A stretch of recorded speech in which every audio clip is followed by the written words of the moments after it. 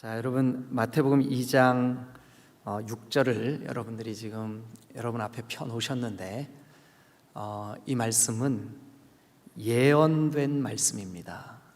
예언된 말씀입니다.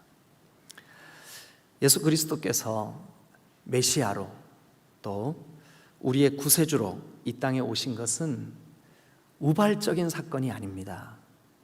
우연히 생긴 사건이 아닙니다. 예수님이 이 땅에 오신 것은 이미 수백 년, 수천 년 전부터, 아니 저 태초부터 하나님께서 계획하시고 준비하시고 그 때가 찼기 때문에 주님이 우리의 구원을 위하여 예수님을 이 땅에 보내주신 것입니다. 우리는, 특별히 우리 디딤돌 교회는 성경이 흠 없는 하나님의 감동으로 기록된 하나님의 말씀임을 믿습니다. 여러분 그렇게 믿으시죠? 네, 저는 그렇게 믿습니다. 여러분, 그런데 이 성경이 하나님의 말씀, 또 하나님께서 감동으로 오류 없이 우리에게 주신 하나님의 말씀이라는 여러 가지 증거가 있습니다. 그 중에 대표적인 증거가 바로 뭐냐 하면 성경 스스로 성경을 스스로 증명한다는 거예요. 그게 바로 뭐냐 하면 예언이 있고 그 예언이 성취되는 것을 볼 때 이게 성경이 하나님에 의하여 하나님의 사람들을 감동하셔서 우리에게 주신 하나님의 말씀이 분명하구나, 이렇게 우리가 깨달을 수가 있어요. 예를 한번 들어보겠습니다. 예를 드는 겁니다. 창세기 15장에 보면 아브라함이 하나님께 이제 언약의 예물을 드립니다. 그런데 환상 가운데 하나님께서 아브라함에게 이렇게 말씀하십니다. 여호와께서 아브라함에게 이르시되 너는 반드시 알아라. 너는 반드시 알아라. 네 자손이 이방에서 나그네가 되어 객이 되어 그 나그네가 된 그 땅 사람들, 그 사람들을 섬기겠고 그들은 400년 동안 네 자손을 괴롭게 할 것이다. 여러분, 이것은 애굽에 종살이할 이스라엘 백성들에 대하여 아브라함에게 미리 예언해 주신 말씀이고, 이것이 애굽에 400년 동안 종살이함으로 모세를 통하여 출애굽시키신 하나님의 역사가 이루어질 때까지 예언된 말씀 그대로 이루어졌습니다. 제가 예를 든 이 내용은, 이런 예언의 말씀은 구약 성경에 수십 번, 수백 번 예언의 말씀들이 기록이 되어 있고 또 우리가 그것을 증명해 낼 수가 있습니다. 구약 성경이 가장 많은 주제, 가장 많은 예언으로 기록된 내용이 바로 뭐냐 하면 메시아입니다. 메시아 그리스도입니다. 즉 오셔서 우리를 구원해 주실, 하나님이 우리에게 보내주실, 하나님이 기름 부어 우리에게 우리의 구세주로 보내주실 그 메시아에 대한 예언이 구약 성경에 가장 많은 예언입니다. 여러분, 우리가 지금 펴놓은 그 마태복음 2장, 자, 바로 앞에 1장이 있죠. 1장 22절을 한번 같이 보실까요? 22절, 1장 22절. 자, 이 모든 일이 된 것은 주께서 누구를 통해 하신 말씀을 이루어지게 하려고 이 일이 일어났다. 그러니까 예언된 말씀이 성취됨을 우리에게 증명해 보이시려고 이 말씀을 여기에 기록을 한 겁니다. 그러면 우리 한번 보죠. 23절, 그러니까 22절은 제가 지금 선지자로 하신 말씀을 이루려 하심이니 이렇게 했고, 23절 여러분 한번 읽어보세요. 시작. 보라, 처녀가 잉태하여 아들을 낳을 것이요 그의 이름은 임마누엘이라 하리라 하셨으니 이를 번역한즉 하나님이 우리와 함께 계시다 함이라. 네, 여러분, 이 이사야 7장 14절에 기록되어 있는 보라, 처녀가 잉태하여 아들을 낳을 것이요 그 이름을 임마누엘이라 하리라 라고 하는 말씀은 저 예수님이 이 땅에 오시기 700년 전 선지자였던 이사야가 미리 예언한 말씀입니다. 그런데 이 이사야의 예언이 이게 말이 되냐? 아직 태어나려면 700년이나 기다려야 되는데 그걸 어떻게 이렇게 예언을 할 수가 있어? 그래서 사람들이 의문을 가졌습니다. 인류가 산업혁명이라고 하는 아주 혁명적인 시대를 거치는 동안 인간의 이성을 중요시 여기는 중요한 분위기가 조성이 됐습니다.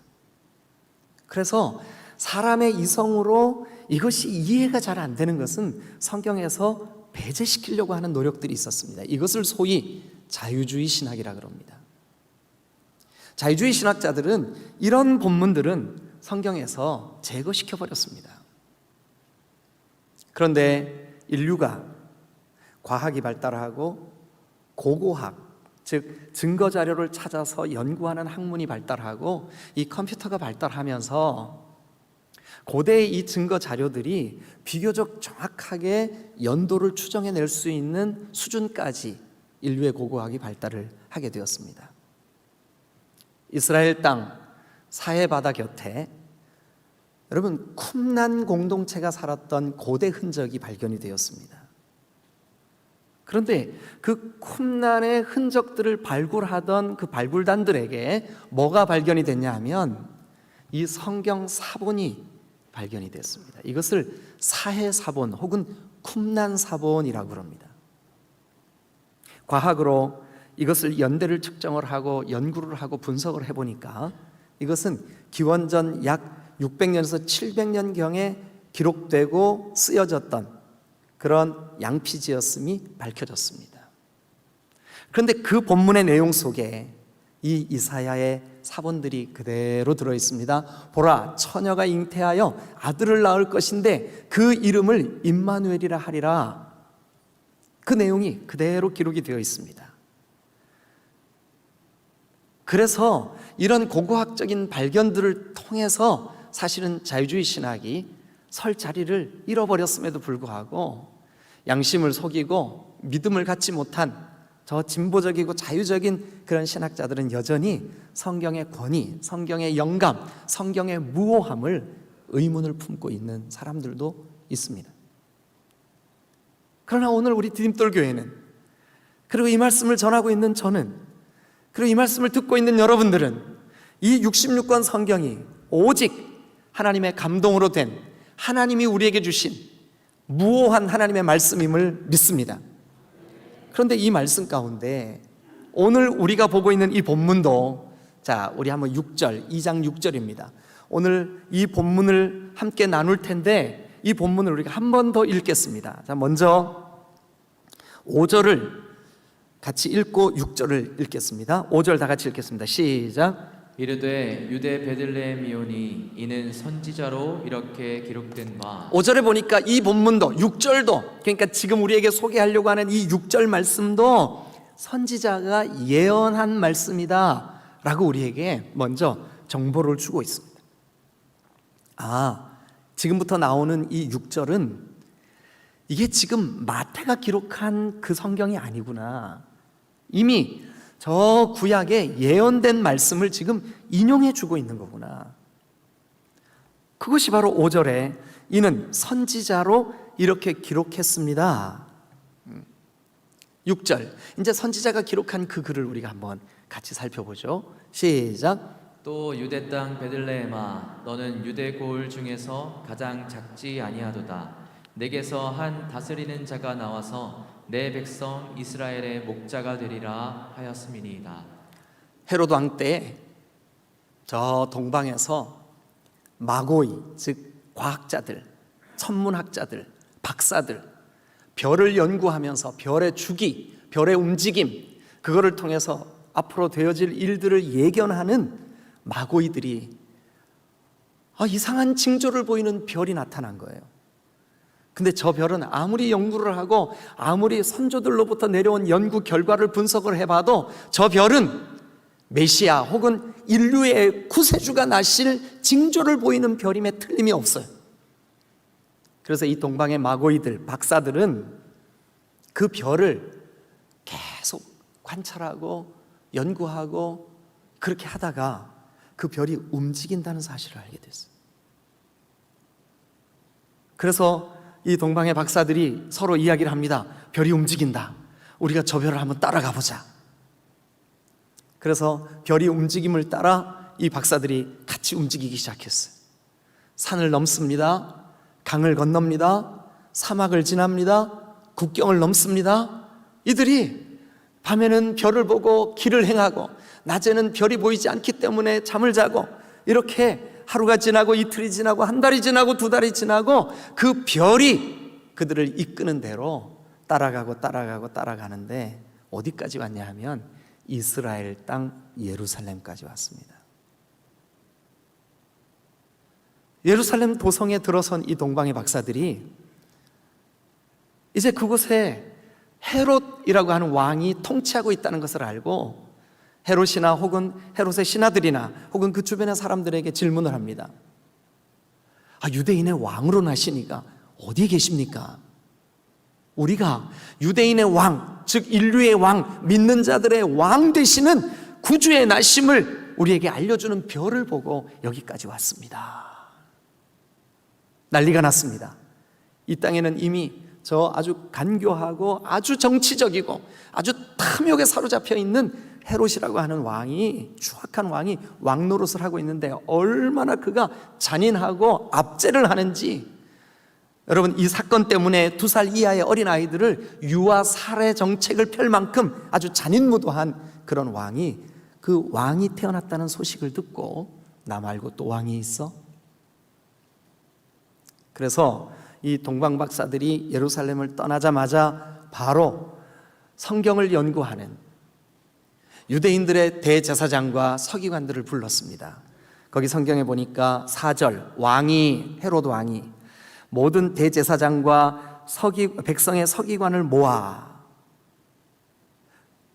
진짜 왕, 하나님이 기름 부어 세우신 왕, 하나님이 보내주셔서 인류를 구원할 그리스도 메시아 어디서 나겠냐? 이렇게 묻습니다. 그랬더니 그 헤롯 왕의 질문에 이 대제사장과 서기관들이 대답하는 장면이 바로 오늘 6절입니다.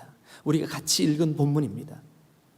그래서 그들에게 대답을 합니다. 5절, 이르되. 그러니까 이 서기관들과 대제사장이 이르되, 누구한테요? 헤롯한테, 헤롯 왕에게 뭐라고 얘기합니까? 유대 베들레헴입니다. 유대 베들레헴에서 납니다. 왜냐하면 이는 선지자가 성경에 기록해 놨습니다. 선지자가 기록해 놓은 그 글이 6절입니다. 6절. 자, 이 선지자가 기록해 놓은 6절의 글은 미가라고 하는, 미카야후, 그 이름의 뜻이 여호와와 같은 분이 어디 계시뇨? 이렇게 놀라우신 분이 어디 계시뇨? 이런 뜻입니다. 그 이름의 뜻이. 그런데 그 미가 선지자가 예언을 해 놓기를, 미가 5장 2절에 베들레헴 에브라다야, 너는 유다 족속 중에서 작을지라도 이스라엘을 다스리는 자가 내게서 나올 거다, 내게로 나올 것이다. 그러면서 그 다음 구절에 이런 말씀이 있습니다. 그는, 그의 근본이 저 태초에서부터 계셨던 분이다. 저 영원 전부터 계셨던 분이 베들레헴 거기서 날 거다. 놀랍지 않습니까, 여러분? 예수님이 이 땅에 오시기 700년 전에 미카야라고 하는, 미가 선지자라고 하는 분이 저 태초부터 계시는 주님을 예언하셨습니다. 그런데 그 예언의 내용을 마가가 오늘 우리에게 기록으로 남겨놓았습니다. 그런데 이 2장 6절은 메시아가 오셔서 감당하실 사명 2가지가, 메시아가 이 땅에 오셔서 그분이 감당하실 미션이 2가지가, 중요한 사명이 2가지가 기록이 되어 있습니다. 자, 6절을 우리 다시 한번 읽으면서 여러분들도 한번 찾아보세요. 이 9절 안에는 메시아, 그리스도, 그 구세주, 주님, 그분이 오셔서 하실 2가지 중요한 사명이 기록이 되어 있구나. 같이 한번 찾아볼까요? 자, 시작. 또 유대 땅 베들레헴아 너는 유대 고을 중에서 가장 작지 아니하도다. 내게서 한 다스리는 자가 나와서 내 백성 이스라엘의 목자가 되리라 하였음이니이다. 자, 여러분, 거기 두 가지 중요한 메시아의 사명, 오실 그리스도의 사명, 미가 선지자가 이미 예언해 놓은 미가 5장 2절, 3절, 4절까지의 말씀으로 우리에게 이미 예언된 예수님이 이 땅에 태어나셔서 탄생하셔서 하실 중요한 두 가지 일, 그 사명이 거기 기록이 되어 있습니다. 첫 번째 사명이 뭘까요? 자, 거기 보니까 유다 땅 베들레헴아 너는 유대 고을 중에 아주 작은 동네지만 그러나 너 결코 작지 않아. 왜냐하면 너에게서 한 다스리는 자가 나와. 한 다스리는 자가 나와. 그러니까 지금 이 동방으로부터 별을 보고 찾아온 박사들이 경배하게 될 그 아기, 저 별이 저 동방에서부터 이 박사들을 이끌고 여기까지 와서 그분에게 비추며 이분이 바로 영원 전부터 저 태초부터 계셨던 그분이시다라고 증명해내신, 그분이 하실 일이 뭘까요? 첫 번째 사명이 뭘까요? 여기 보니까 내게서 한 다스리는 자가 나올 거다. 한 다스리는 자. 여러분, 예수님이 이 땅에 우리를 다스려 주시기 위해서 오신 줄로 믿습니다. 우리를 다스려 주시기 위해서 오셨습니다. 여러분, 사실 우리는, 저와 여러분들이 조금만 생각을 해보면 우리는 뭔가의 다스림을 받으면서 살아가요. 오늘 이 예배당에 예배 자리에 오신 여러분들도 어쩌면 지난 월요일부터 금요일까지 연말이다, 바쁘다, 바빠, 이 바쁨의 다스림을 받아가지고 곁눈질 한번 할 시간적인 여유도 없이 살아오신 분들도 있을 거예요.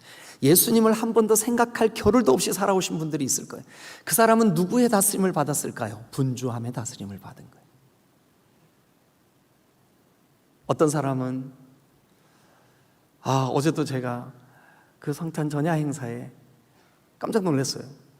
세상에 돈다발을요, 진짜 돈을 이만큼 가져다가 막 강단에서 뿌리는, 나중에 보니까 이게요 100만 원, 1000만 원짜리 수표요. 그거 어디서 그렇게 났어요? 와. 근데 우리도 모르는 사이에 우리는 돈의 다스림을 받으며 살아왔어요. 살아가고 있고 오늘도 그러고 있어요. 어떤 사람은 섭섭한 감정에 사로잡혀가지고 지난 수개월 동안 그 감정이 이끄는 대로 진실을 보지 못하고, 다른 사람이 나를 사랑함에도 불구하고 자기에게 있는 이 섭섭한 감정으로 그 사랑한다는 진실도 알지 못하며 계속 섭섭한 감정에 끌려다니며 살아왔어요. 여러분, 우리는 뭔가에 운명적으로 다스림을 받으며 살아가고 있고 살아왔어요. 그런데 여러분, 한 아기가 우리에게 낳습니다. 그 아기의 이름은 영존하시는 아버지십니다. 그 아기의 그 근원은 저 태초에서부터 하나님 아버지가 천지를 창조하실 때부터 같이 계셔서 우리를 만드신 창조주십니다. 근데 그 아기가 우리에게 낳습니다. 근데 그분이 오신 목적이 뭐냐 하면 나를 뭐 하시려고요? 다스려 주시려고. 다스려 주시려고. 여러분, 우리가 무언가의 다스림을 받는다고 설명을 드렸는데 그 무언가의 실체가 뭐냐 하면 성경은 우리에게 밝히 말합니다. 너희가 전에 죄와 허물로 죽어 있었다. 그때는 공중권세 잡은 자가 너희를 다스렸다. 그런데 예수 그리스도가 이 땅에 오셔서, 여러분 골로새서 1장 13절 말씀해 보니까 우리에게 이렇게 말씀해 주고 있습니다. 시작. 그가 우리를 흑암의 권세에서 건져내사 그의 사랑의 아들의 나라. 이 나라는 통치를 의미합니다. 통치, 다스림을 의미합니다. 그러니까 사랑의 아들 예수 그리스도가 다스려 주시는 곳으로 우리를 이끌어 주시려고 예수님이 이 땅에 오신 줄로 믿습니다. 전에 우리는 사탄의 다스림을 받았습니다. 어둠의 다스림을 받았습니다. 죄의 다스림을 받았습니다. 우리는 우리가 알지 못하는 것들의 다스림을 받았습니다. 탐욕의 다스림을 받았습니다. 우리 감정의 다스림을 받았습니다. 우리의 오해와 선입견의 다스림을 받았습니다. 그래서 사람과의 관계가 깨지고 불편하고 아프고 고통하고, 그런데 여러분, 오늘 예수님이 이 땅에 오셨습니다. 왜 오셨습니까? 이제 여러분들이 말씀으로 답하세요. 왜 오셨습니까? 그렇습니다. 다스려 주시려고 오신 줄로 믿습니다. 여러분, 그분의 다스림을 받으면 우리에게 어둠이 물러가고 빛이 임할 줄로 믿습니다. 요한복음에 보면 요한복음 1장의 9절, 요한복음 1장 9절 다 같이 화면 보면 읽겠습니다. 시작. 참 빛 곧 세상에 와서 각 사람에게 비추는 빛이 있었나니. 그 다음에요. 자, 시작. 그가 세상에 계셨으며 세상은 그로 말미암아 지은 바 되었으되 세상이 그를 알지 못하고 자기 땅에 오매 자기 백성이 영접하지 아니하였지만, 그러나 영접하는 자 곧 그 이름을 믿는 자들에게는, 영접하는 자 곧 그의 다스리심을 기뻐하는 자들에게는 주님, 이제 더 이상 죄가, 어둠이, 사탄의 권세가 나를 다스리지 못하게 해주세요. 죄의 습관이 다스리지 못하게 해주세요. 잘못된 생각이 다스리지 못하게 해주세요. 주님, 빛이신 예수님, 나를 다스려 주세요. 왜냐하면 그분이 이 땅에 오신 목적이 우리를 다스려 주시려고 오셨으니까. 여러분, 미가 선지자를 통하여 우리에게 예언해 주셨습니다. 그 예언이 성취되었습니다. 우리를 다스리시기 위하여 이 땅에 예수님 탄생하신 줄로 믿습니다. 오늘 우리는 이 말씀을 보면서 이 땅에 나를 다스려 주시러 오신 주님, 내 마음을, 내 믿음을, 내 감정을, 내 앞으로의 모든 삶을, 심지어 미래의 모든 염려까지도 주님, 나를 다스려 주세요. 할렐루야, 할렐루야. 주님 다스리심을 기뻐하시기를 주님의 이름으로 축원합니다. 주님 다스리심을 기대하시기를 주님의 이름으로 축원합니다. 그게 영접하는 거요, 그게 예수 믿는 거요, 그게 구원받은 삶이요, 그게 하나님 나라를 사는 삶인 줄로 믿으시기를 축원합니다.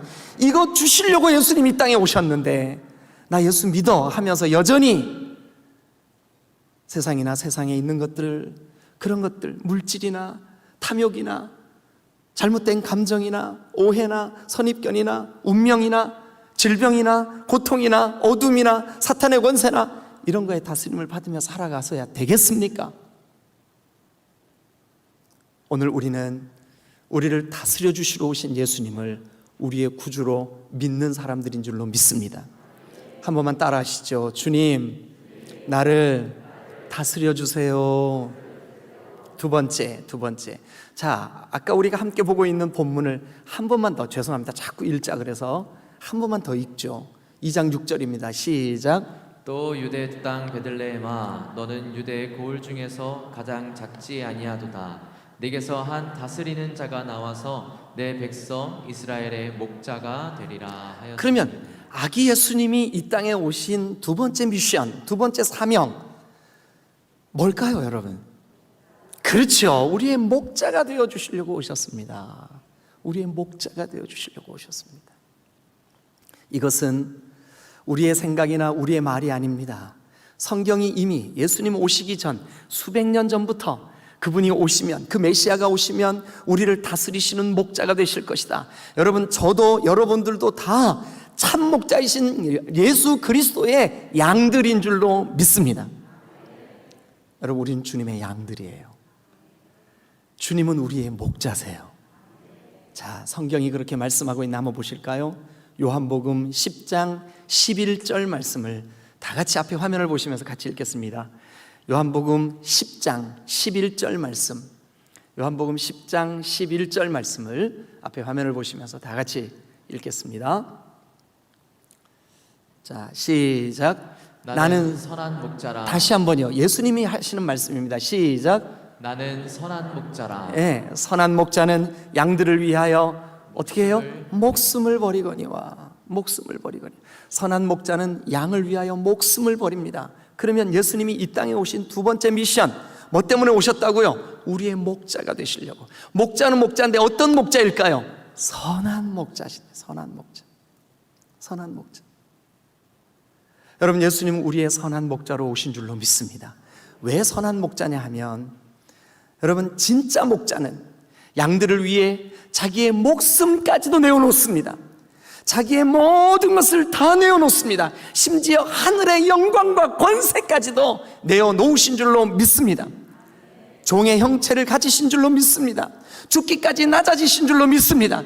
그러나 하나님이 그를 높여 영광 가운데 하나님 보좌 우편에 앉게 하신 줄로 믿으시기를 축원합니다. 어릴 때 예배당이 저의 놀이터였고, 학교 마치면 제일 먼저 달려가는 곳이 예배당이었어요. 왜냐하면 거기 가면 엄마 계시니까. 그래서 학교에서 올라오는 길에 예배당 문을 확 열고 들어가면 예배당의 풍경이 지금도 그대로 그려져요. 마룻바닥, 앞에 있는 아주 육중하고 무거운 색깔의 강당, 그리고 그 옆에 궤도가 하나 있어요. 궤도가 뭔지 모르시죠? 문종이로 글씨를 써가지고 지금처럼 여러분들이 들고 있는 찬송가가 없으니까 다 같이 보는 찬송가, 궤도. 그런데 어린 나이였었지만 그때 그 찬송들이 너무 좋았어요. 이렇게 40년이 지나고 50년이 지났는데도 아직도 가슴 속에 성령께서 터치해 주실 때마다 떠오르는 그때의 궤도 찬송이 생각나는 게 있어요. 저는 이 찬송이 너무 좋아요. 목마른 사슴이 시냇 물 찾듯 나의 주님 이 죄인을 찾으셨도다.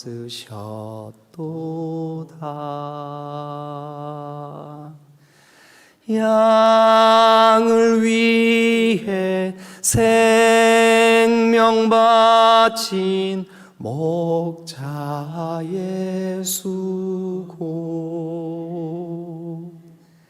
그 사랑을 잠시라도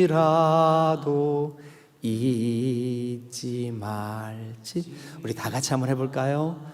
1절부터 목마른 사슴이 시냇 물 찾듯 나의 주님이 죄인을, 나의 주님 이 죄인을 찾으셨도다.